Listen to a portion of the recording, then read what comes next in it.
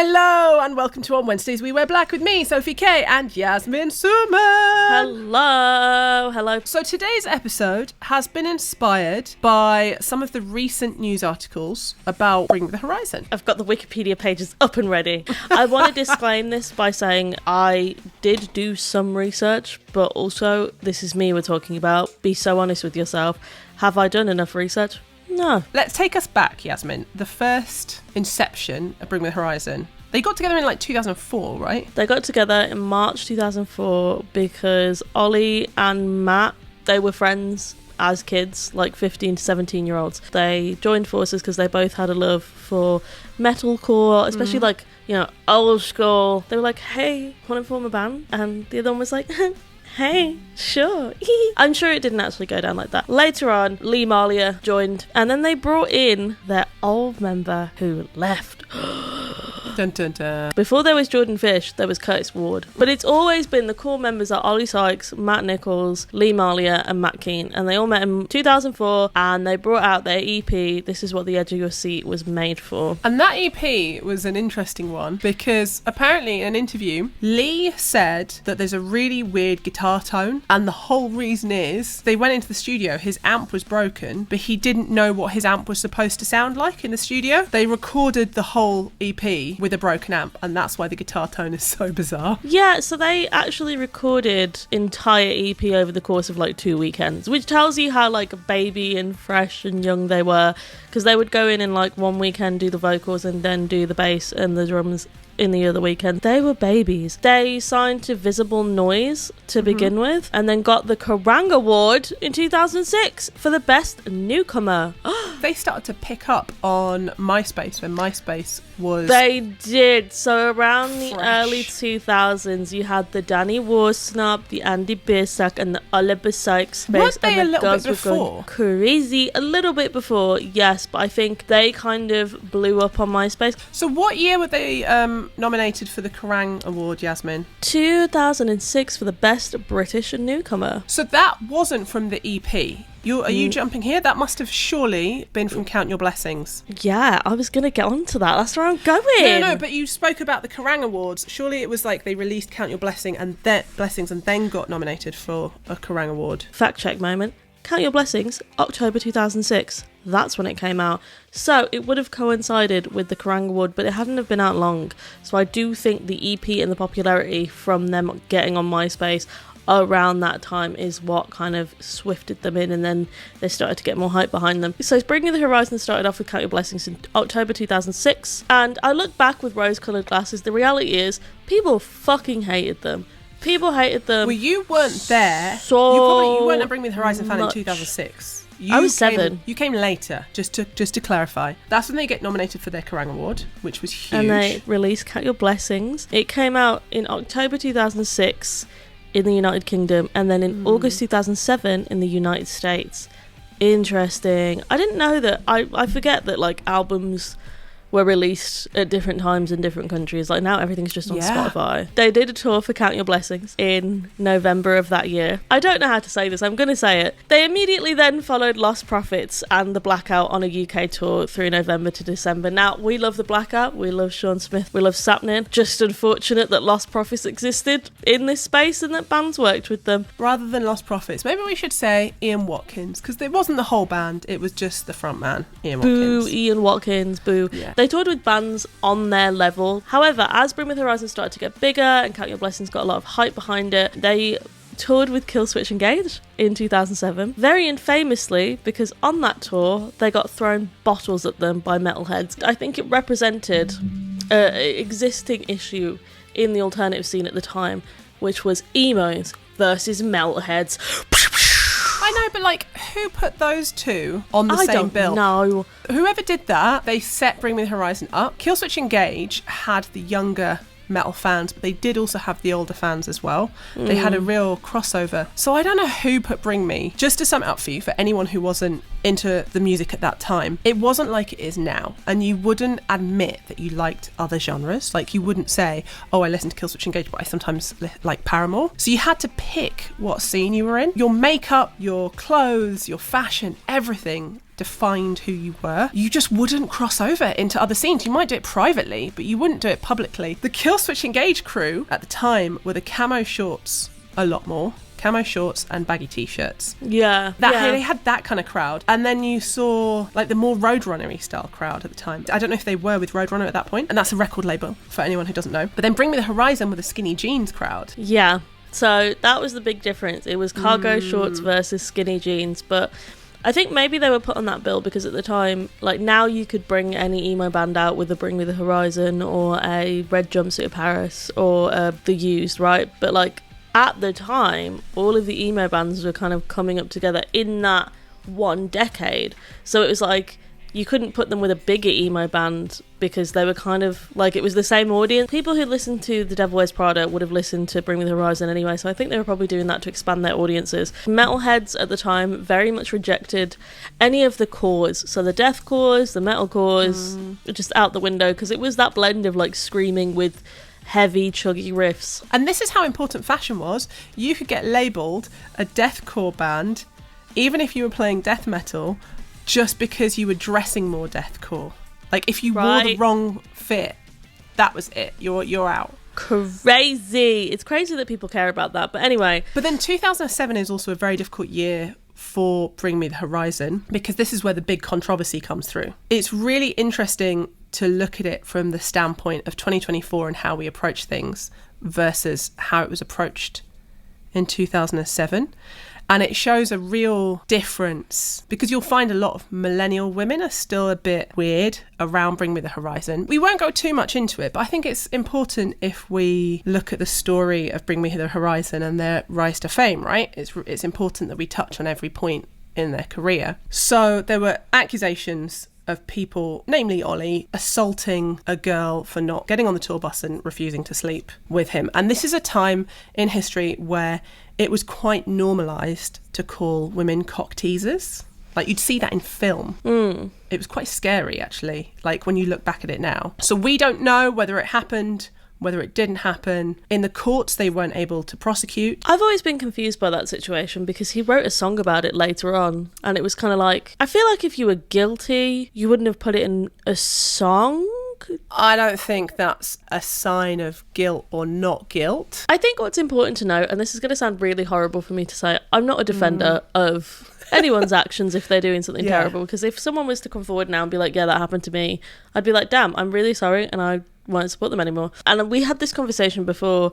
He was on a lot of drugs at that time and drinking heavily. He was an addict. He was an alcoholic. And I feel quite bad because it doesn't excuse his behaviour, but it explains it. And I would hope that Ollie Sykes in 2024 isn't the same person that he was in maybe like 2007, 2008, right?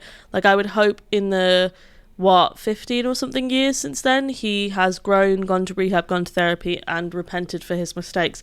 But I don't know that. We never know that. We'll never know. A court there wasn't enough evidence to prosecute. That is the history, and I think that had a massive effect. And I think it's important to talk about that because it had a massive effect. So in 2008, they released Suicide Season, and they promoted it with the tagline, September is Suicide Season. I don't think they could get away with now, but it worked at the time. They also did their first Warped Tour in 2008. It was a good time to do Warped Tour as well, because Suicide Season had really focused less on the deathcore from before and more on the metalcore songs as well. So I think it was a lot more palatable, because let's be honest, their early stuff, they were still finding themselves. They were 17. They weren't like Linkin Park, here we go, we've just written a hit album from the word go. By Suicide Season, they were starting to really understand their audience a bit more, I think.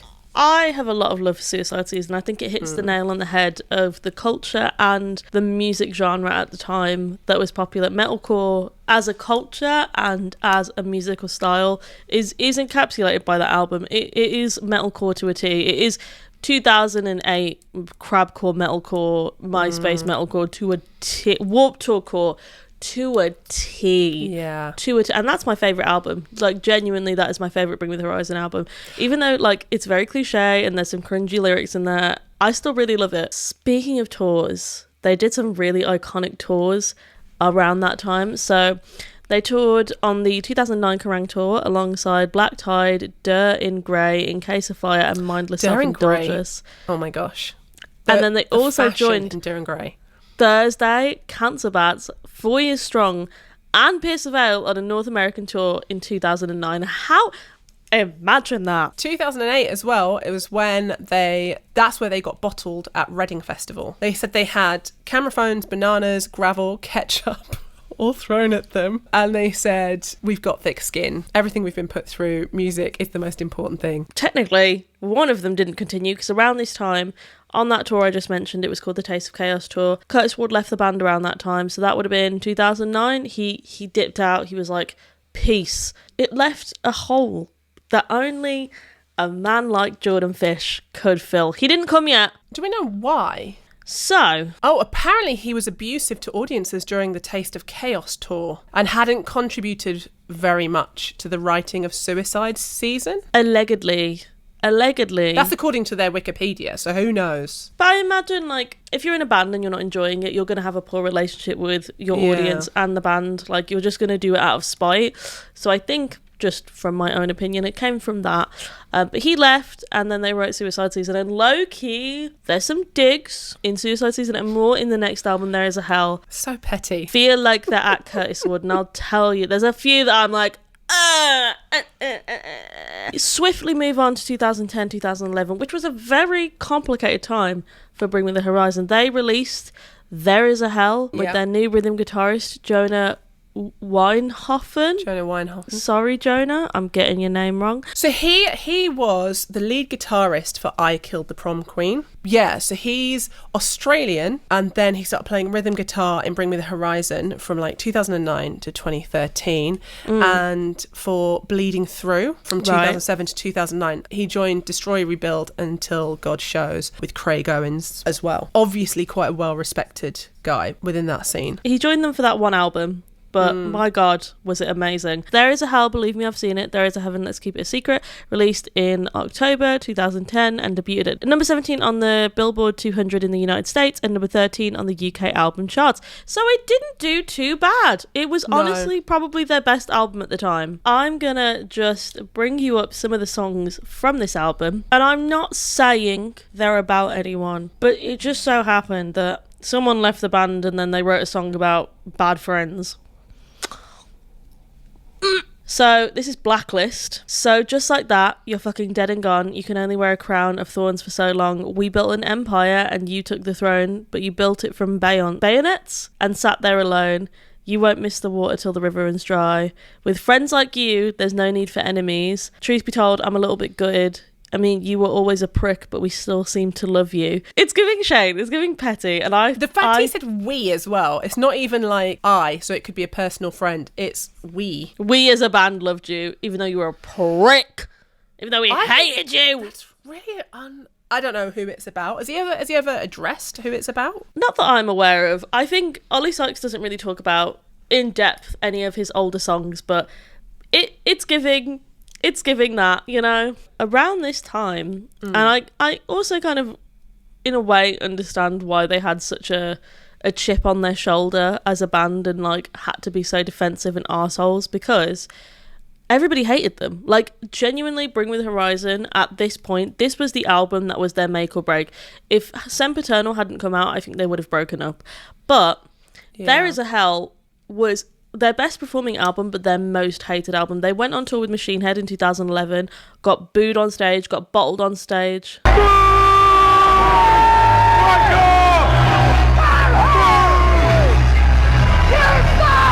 Why would you put Bring Me the Horizon on tour with Machine Head? I know, and then they came out afterwards, and NME reported on this in 2011. Machine Head tour will be our last UK dates for a while. The band literally were like, we can't keep touring the UK, you just keep fucking booing us. And at the time, I think I kind of get it, I would also be a fucking arsehole if I was making music and everyone was fucking booing me every time I went on stage, and I was like, okay, well, fuck you guys, I'm just gonna be a mean prick. So they kind of took a step back. This album was a make or break moment. I also feel like, based on Sempiternal and That's the Spirit, and like the trajectory of the band and the themes they talk about in their songs, this was potentially where Ollie Sykes kind of hit his breaking point and like really succumbed to his addiction and the struggles he was facing, because you see a lot of those themes mentioned in Sempiternal, which came out in 2013. This was their big album, right? This was their I feel like Sempiternal put them on the map. It was the first time I'd heard Bring Me the Horizon played on Radio 1. It's probably one of the first metal core bands I'd heard played on Radio 1, which was like a big station in the UK, and it was played on the mainstream radio. It wasn't played on like the rock version. It was played on the mainstream, where all the pop girlies were. It was like Katy Perry, Teenage Dream, and Bring Me the Horizon. And this is a time as well, let's not forget, 2013? Rock had kind of gone underground a little bit. So to have that success as a rock band was quite hard, as a heavy band. That time is when we saw Jordan Fish come in the band.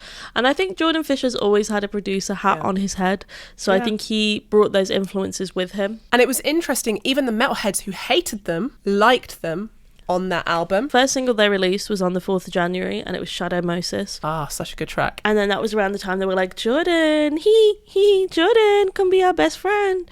And then they really went ham. Like, I feel like this was their biggest era. So they toured in support of Sempiternal in Australia with Of Mice and Men and Crossfaith. They did a British tour with Pierce Vale and Sights of Sound. They did the American Dream tour in North America, supported by Of Mice and Men, Issues, Let Live, and Northlane. What a fucking lineup. What a lineup. And then they toured with A Day to Remember on their Parks and Devastation tour, and then supported Motionless in White and Cheetos in October of that year. I think what was very powerful as well, and probably a big driver for Bring Me, something that we haven't mentioned yet, in 2005 is when he launched Drop Dead Clothing. Yeah. And how have we not spoken about that yet? Drop Dead was, he'd had a history of graphic design, all of that kind of stuff. That was his passion, and his parents lent him £500 to start Drop Dead Clothing, and it became the staple wear of MySpace emos. 2016 was also the year that they got loads of press. Now, this is a time where rock had gone pretty underground. Ollie Sykes got on the table at an NME Awards, and it happened to be Coldplay's table. And I'm glad we're in 2024, where we don't feel the need to bully bands that don't play music like ours. Do you know what I mean? And he said he didn't realise it was Coldplay, but you know it's Coldplay. You know it's... Come on! There was meant to be some beef because Coldplay had a really similar album to them. The album cover that Coldplay had just released was like the same design as Sempiternal, and Bring Me were like, in 2015, Bring Me the Horizon released That's the Spirit, a pivot away from metalcore. It had heavy, grungy undertones, more of like a alternative rock album, but it didn't have the metalcore riffs. It didn't have the chuggy like it was a rock album before it was a metal album, which divided a lot of Bring Me the Horizon fans, and I think really like created this divide of like old school fans versus new school fans, and people saying they liked old Bring Me versus new Bring Me, and oh my god, it was so exhausting. It's still exhausting when people bring it up. But so they released Happy Song, and I remember when their first single was Drown, right? And at the time, Ollie Sykes debuted his new split curtain hair, and the scene girls were so sad. Where has my flippy head boy gone? So he debuted his curtains and did the Drown music video, and then did Happy Song, and then released That's the Spirit. Then released the music video for Throne. Controversial for their fans. Did well though in the charts and got them out to mainstream audiences. They started playing more mainstream events and festivals.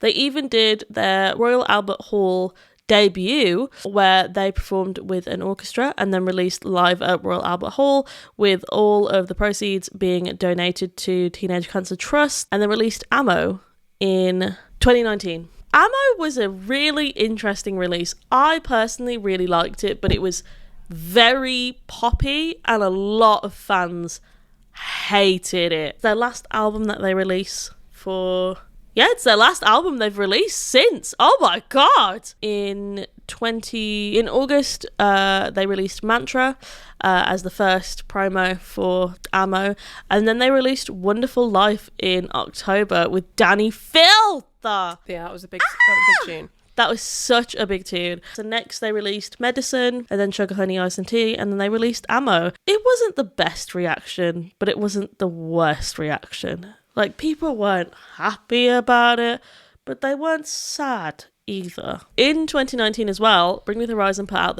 their second EP. They hadn't put out an EP since 2004, since they first started the band. And it was music to listen to, dance to, blaze to, pray to, feed to, sleep to, talk to, grind to, trip to, breathe to, help to, hurt to, scroll to, roll to, love to, hate to, learn to, plot to, play to, be to, feel to, breathe to, sweat to, dream to, hide to, live to, die to, go to, often abbreviated as music to.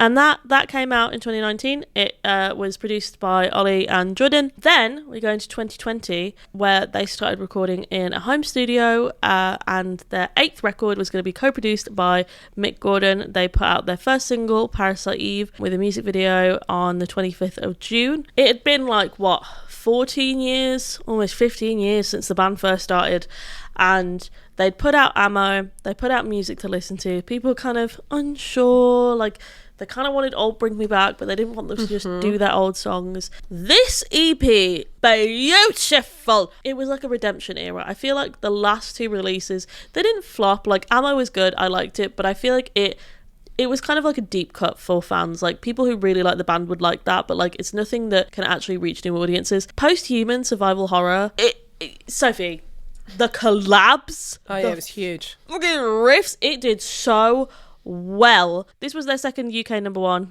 It charted very high and it did really well for the band. Around this time, started to do a lot of collaborations and just started to spin off into different songs.